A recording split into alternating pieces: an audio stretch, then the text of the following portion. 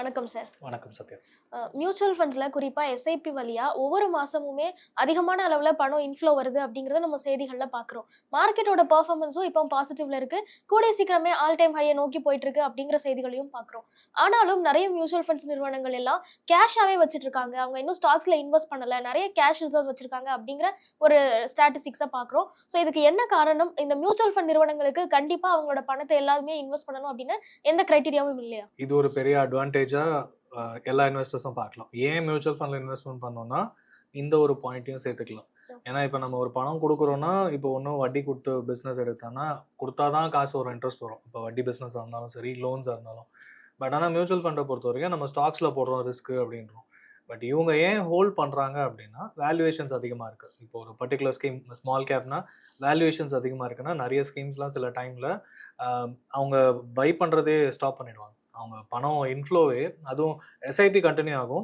But figure purchase ஒரு lump sum வந்து ஒரு 2 lakhs மேலே இல்லைனா 5 lakhs மேலேனா அந்த ஸ்கீம்ஸ் வந்து அவங்க டிஃபைன் பண்ணிடுவாங்க. அடுத்த இப்போதைக்கு இன்டெஃபினட்டாக ஸ்டாப் பண்ணியிருப்பாங்க. ஒன்ஸ் அந்த வேல்யூவேஷன்ஸ் அட்ராக்டிவாக மாறும் போது அவங்க இன்ஃப்ளோஸ் வந்து மறுபடியும் we accept all the payments அப்படின்னு டிஎஸ்பி நிறைய தடவை பண்ணியிருக்காங்க. அப்புறம் இப்போ ரீசெண்டாக ஒரு 2 months முன்னாடி சில்வர் வந்து பயங்கரமாக ஏறிச்சு தீபாவளி முன்னாடி. அப்போ வந்து எல்லா கம்பெனிஸும் வந்து ஒரு 1 week சில்வர் ETF பையிங்கை ஸ்டாப் பண்ணிட்டாங்க. ஏன்னா ETF-ஓட ப்ரைஸ் வந்து மார்க்கெட் ப்ரைஸோட ரொம்ப டிஃப்ரென்ஸ் இருந்தது.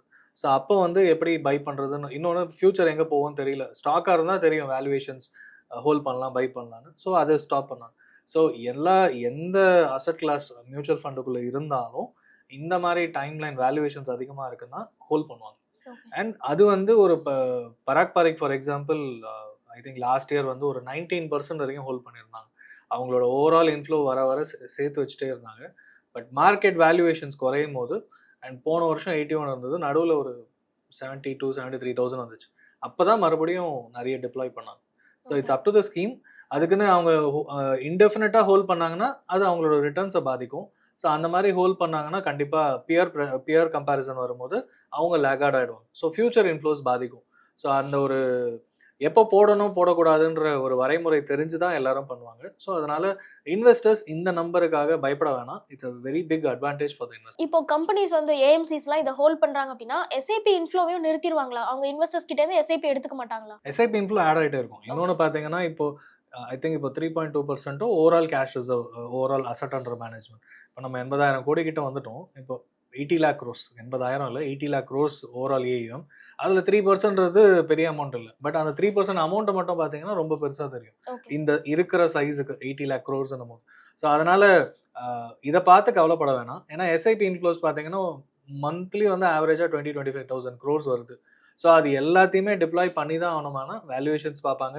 அண்ட் ரிடம்ஷன் ப்ரெஷர்ஸும் வரும். லாஸ்ட் 3 months 6 monthsோட ஆவரேஜ், அதுக்கப்புறம் மார்க்கெட் சுச்சுவேஷனு. ரிடம்ஷன் வந்து போன மாதம் ஆவரேஜாக ஒரு 50 crores வருது, 100 crores வருதுன்னா நம்மக்கிட்ட இருக்க அமௌண்ட் வந்து எவ்வளோ நேரம் போகும்.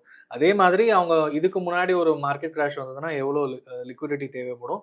இப்போ ரிடம்ஷன் ஏன்னா என்னதான் சொன்னாலும் பேனிக்கில் சில பேர் எடுப்பாங்க, இல்லை அவங்க லைஃப் சுச்சுவேஷனுக்கு எடுப்பாங்க. ஸோ இதெல்லாம் கன்சிடர் பண்ணி தான் அந்த கேஷ் ரிசர்வ் வச்சுருப்பாங்க. ஸோ பேனிக் ஆகிற சிச்சுவேஷன்ஸ்லாம் இதில் இல்லைன்னு தான் பார்க்கலாம். இந்த கேஷ் ரிசர்வ் வந்து இவ்வளோ லிமிட்ல தான் இருக்கலாம், இல்லை வந்து வச்சுக்கவே கூடாது அப்படின்னு செபி ஏதாவது ரெகுலேஷன்ஸ் கொடுத்துருக்காங்களா? எனக்கு தெரிஞ்சு இல்லை. இதுக்கு முன்னாடி ஒரு 2-3 months முன்னாடி 5-6% வரைக்கும் ஓவரால் ஏஎம்ல இருந்துச்சு. அப்போ வைடாக மார்க்கெட்லேயும் இவ்வளோ கேஷ் ரிசர்வ் வச்சுருக்காங்க, மார்க்கெட்டில் வேல்யூவேஷன்ஸ் அதிகம். இப்போ யூஸ்வலாக வந்து நம்ம பயப்படுவோம் டிப்ளாய் பண்ணுமா வேணாமா அப்படின்னு. இப்போ நீங்கள் கொடுக்குற பணம் ஒரு 5,000 எஸ்ஐபி ஆரம்பிக்கிறீங்க அப்படின்னா 5ஆம் தேதி ஆனால் உள்ளே போயிடும், யூனிட்ஸ் அலோகேட் ஆகிடும்.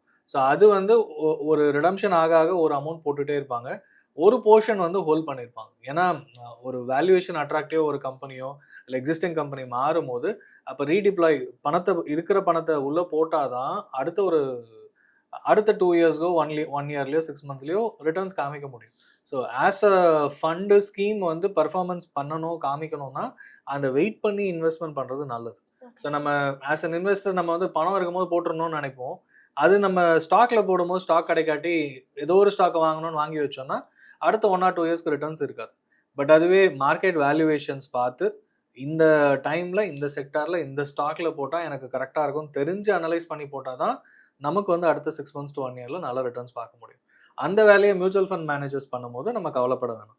உங்களுக்கு நீங்கள் லம்சம் போட்டாலும் என்ன பண்ணாலும் நீங்கள் போட்ட அடுத்த நாள் அந்த என்னைக்கு பணம் உள்ள கிரெடிட் ஆகுதோ அன்னைக்கு யூனிட்ஸில் என்ஏவி அலோகேட் ஆகிடும்.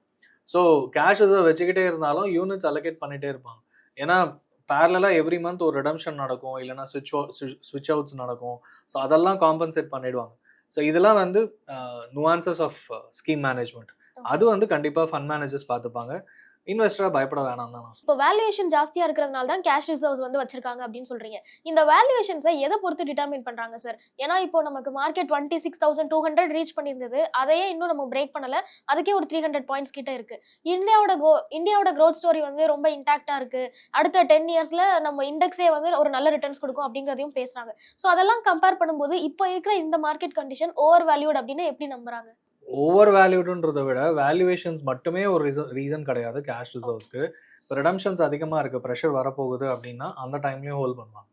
மார்க்கெட் வேல்யூ இப்போ கோவிட் கிராஷ் அப்போ பார்த்தீங்கன்னா ஆல்மோஸ்ட் ஆல் டைம் ஹையில் இருந்தது கேஷ் ரிசர்வ். அப்போ இருந்த மார்க்கெட் வந்து ஆல்மோஸ்ட் ஒரு 40,000 இருந்தது.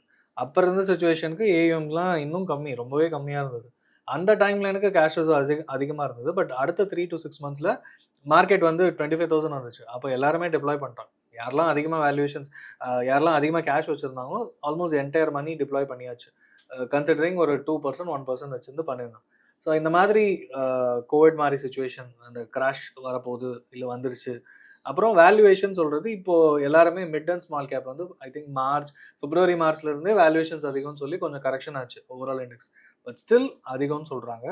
இது எப்போ டிப்ளாய் பண்ணுவாங்கன்னா அவங்க இந்த குவார்டர்லி ரிசல்ட் மேனேஜ் பண்ணிகிட்டே வரும்போது ஒரு கன்சிக்யூட்டிவாக ஒரு 2 குவார்ட்டர் வந்து அதிகமான இபிஎஸ் அதிகமாகுது, நம்பர்ஸ் வந்து எக்ஸ்பெக்டட் லைனில் வருது. இப்போ ஜிஎஸ்டி ரேட் கட் பண்ணாங்க, கன்சம்ஷன் இன்க்ரீஸ் ஆகுது அப்படின்னு தீபாவளி டைமில் பேசிகிட்டு இருந்தோம். அது வந்து செப்டம்பர் குவார்ட்டர்ஸில் பெருசாக தெரியாது. பட் டிசம்பரில் ரிஃப்ளெக்ட் ஆகுதுன்னா ஜஸ்ட் 1.5 months தான் இருக்குது.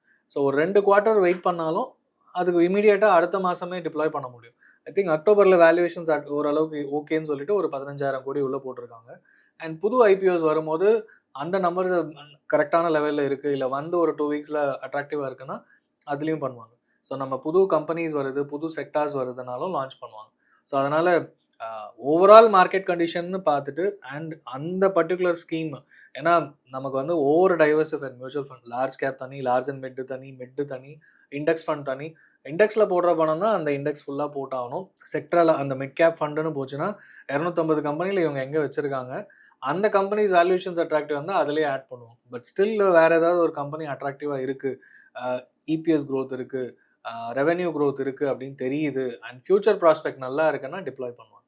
நம்ம ஃபியூச்சர் ப்ராஸ்பெக்ட் இன்டாக்ட் தான்.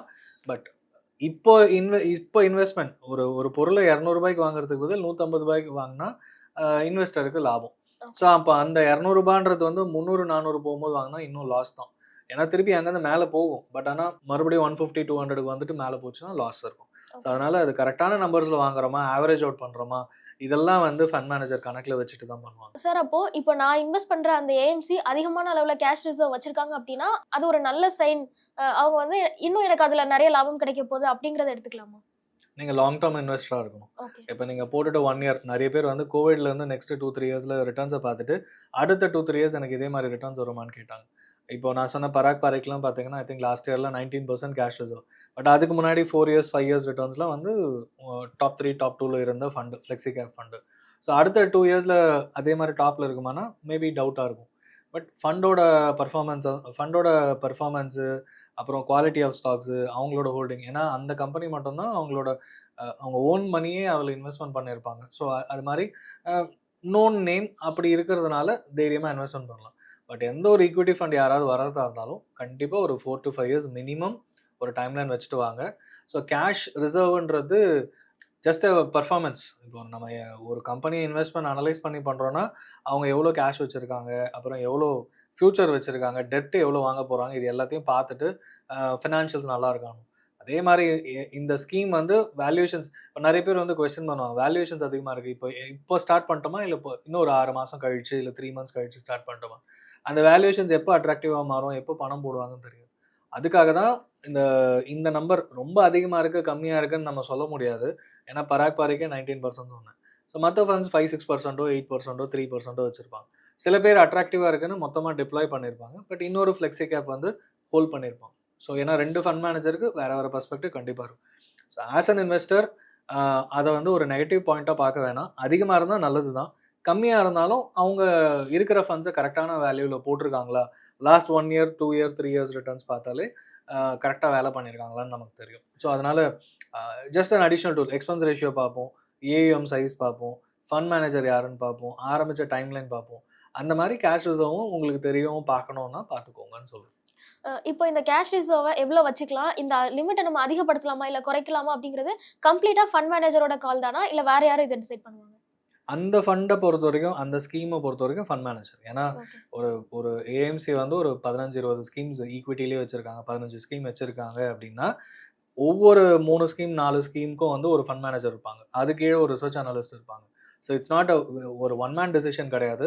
கீழே வந்து ரிசர்ச் அனலிஸ்ட் வந்து ஒரு கம்ப்ளீட்டாக ஸ்டடி பண்ணி மார்க்கெட் சுச்சுவேஷன் அதுக்கு கீழே ஒரு 3-4 பேர் அனலைஸ் பண்ணி ஃபண்ட் மேனேஜர் கொடுத்து அதுக்கப்புறம் ஆஸ் ஏஎம்சி அந்த ஃபண்ட் மேனேஜர் எடுக்கிற கால். அண்ட் இப்போ அக்ரெசிவாக இருக்கணுமா, இல்லை என்ன ஸ்ட்ராட்டஜி, அந்த ஸ்ட்ராட்டஜிக்குள்ளே இப்போ இன்வெஸ்ட்மெண்ட் பண்ணால் கரெக்டாக இருக்குமான்றதுலாம் அனலைஸ் பண்ணுவோம்.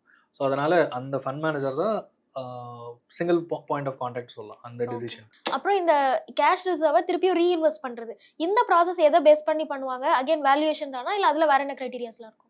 இப்போ மார்க்கெட் வந்து வேல்யூவேஷன்ஸ் தான் மெயினாக. ஏன்னா இப்போ போட்டால் கரெக்டாக இருக்குமா, மிட் கேப் ஃபண்டுன்னு எடுத்துக்கிட்டோன்னா இப்போ போட்டால் கரெக்டாக இருக்குமா, இப்போ லார்ஜ் கேப் ஃபண்டாக இருந்தாலும் நம்ம எந்த செக்டரில் போட போகிறோம். இப்போ வேல்யூவேஷன்ஸ் லார்ஜ் கேப் ஓவராலாக பேசும்போது எல்லா அனலிஸ்ட்டும் மார்க்கெட் கண்டிஷன் சொன்னாங்கன்னா லார்ஜ் கேப் இப்போ அட்ராக்டிவாக இருக்குன்னுவாங்க. லார்ஜ் கேப்லேயே வந்து ப்ரைவேட் பேங்க்ஸ் போடலாமா, ஃபினான்ஷியல்ஸ் போடலாமா, இல்லைனா ஐடியில் போடலாமா.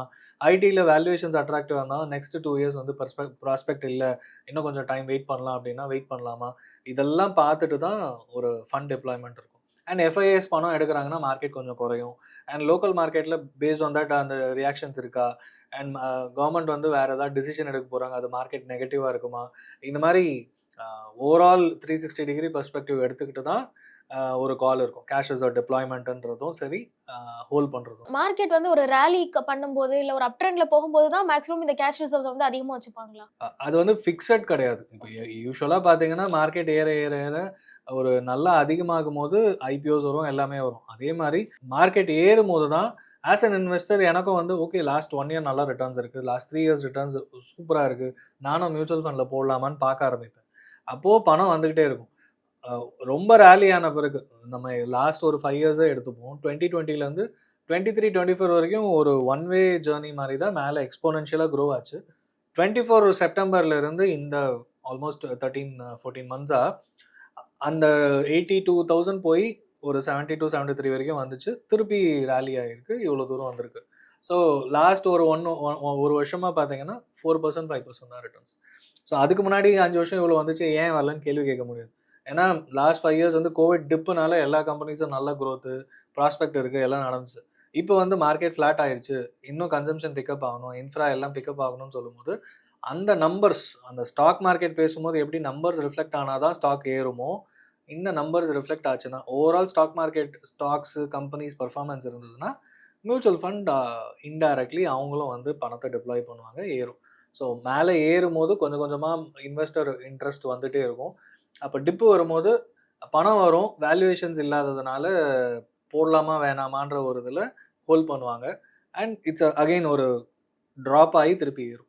ஸோ அந்த டைம்லைன் வந்து நம்ம ஆஸ் அன் இன்வெஸ்டர் நான் இப்போ ஸ்டாப் பண்ணிக்கிறேன்னா எப்போ திருப்பி ஏறும், எப்போ வேல்யூஷன்ஸ் அட்ராக்டிவாக இருக்கும், இந்த குவார்ட்டர் கரெக்டாக அடுத்த குவார்ட்டர் கரெக்டான்னு தெரியாது. ஸோ அண்ட் இது வந்து ரொம்ப பெரிய டைம்லைன்லாம் இல்லை. நீங்கள் கேட்குற கேள்வி வந்து ஒரு 2-3 குவார்ட்டர் தான், மேக்ஸிமம் 2 to 3 குவார்ட்டர்ஸ், அவ்வளோதான். அது வரைக்கும் தான் கேஷ் ஹோல்டு இருக்கும். இன்னொன்று இப்போ தான் வந்து லாஸ்ட் ஒரு 2-3 வருஷமாக வந்து நம்ம மந்த்லி எஸ்ஐபி இன்வெஸ்ட்மெண்ட் ஒரு மந்த்லி ஈக்விட்டி இன்ஃப்ளோஸே வந்து ஒரு 20,000 கோடிக்கு மேலே போயிருக்கு. அதுவும் லாஸ்ட் 1 இயராக தான் 20,000 கோடிக்கு மேலே. அதுக்கு முன்னாடி 8,000, 10,000, 15 எக்ஸ்போனென்ஷியலாக இன்க்ரீஸ் ஆகும். அண்ட் போக போக இந்த நம்பர் இன்னும் அதிகமாக தான் ஆகும். ஸோ அதனால் it's a continuous business process for mutual fund AMCs. So as an investor இது பெருசாக கவலைப்பட வேணாம்.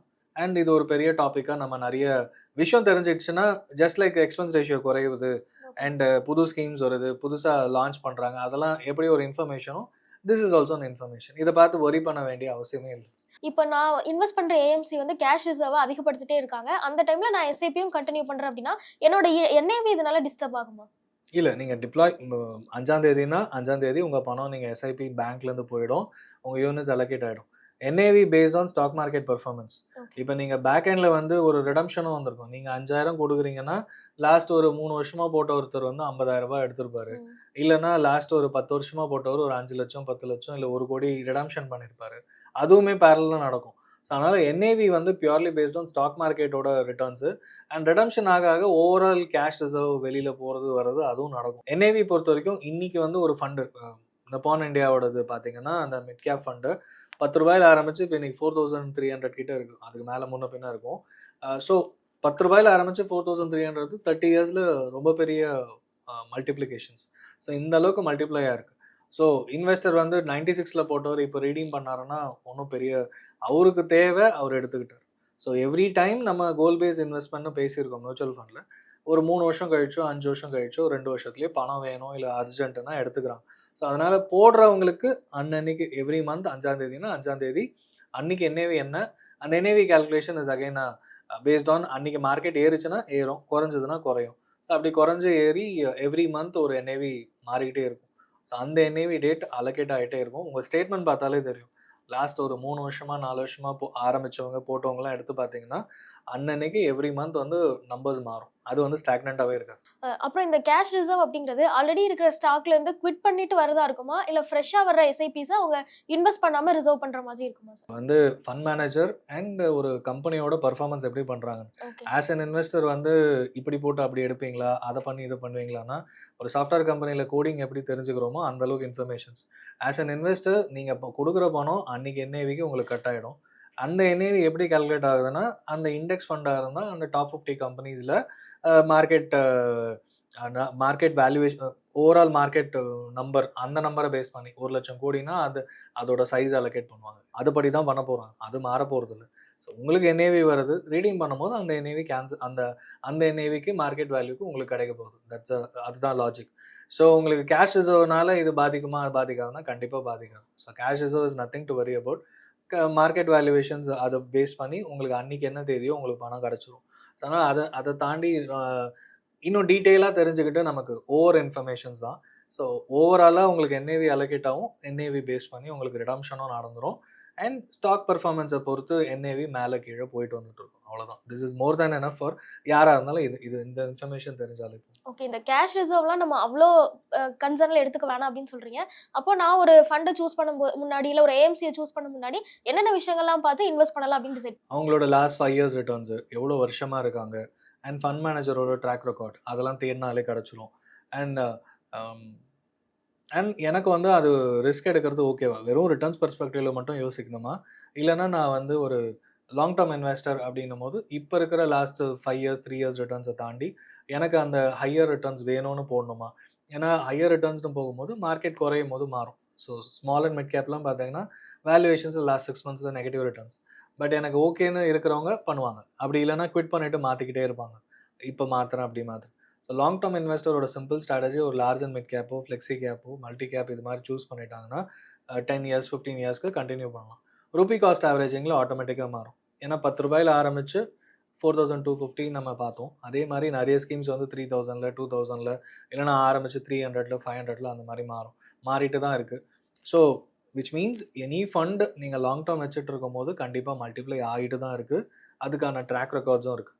ஸோ நீங்கள் அந்த ட்ராக் ரெக்கார்ட் பார்க்கலாம். எவ்வளோ வருஷமாக இருக்குது. ஃபஸ்ட்டு ஃபண்ட் மேனேஜர் எவ்வளோ வருஷமாக அந்த ஸ்கீமில் மேனேஜ் பண்ணுறாரு, அந்த ஃபண்ட் AMCயோட ட்ராக் ரெக்கார்ட் எவ்வளோ வருஷமாக இருக்காங்க, இப்போ top performance and expense ratio cash reserve ratio இதெல்லாம் வந்து ஃபண்டு ஏற குறையும். அண்ட் செபியோட ரெகுலேஷன்ஸ் படி அவங்க இன்னும் ட்ரிம் பண்ணிட்டு தான் இருக்காங்க. ஸோ இதெல்லாம் வந்து பியாண்ட் நம்ம ஒரு இன்வெஸ்டராக யோசிச்சு, ஏன்னா இந்த நம்பர்ஸ்லாம் பார்த்து நிறைய பேர் இன்றைக்கி நாளைக்குன்னு அவங்க இன்வெஸ்ட்மெண்ட்டை தள்ளி போடுறாங்க. ஸோ ஹைலி ரெகுலேட்டட் அப்படின்னும் போது நம்ம இந்த ஃப்ளெக்ஸி மல்டி ஒரு லார்ஜ் அண்ட் மிட் கேப் ஈஸியாக நம்ம சூஸ் பண்ணலாம். அதை விட சிம்பிள் ஒரு இண்டெக்ஸ் ஃபண்டு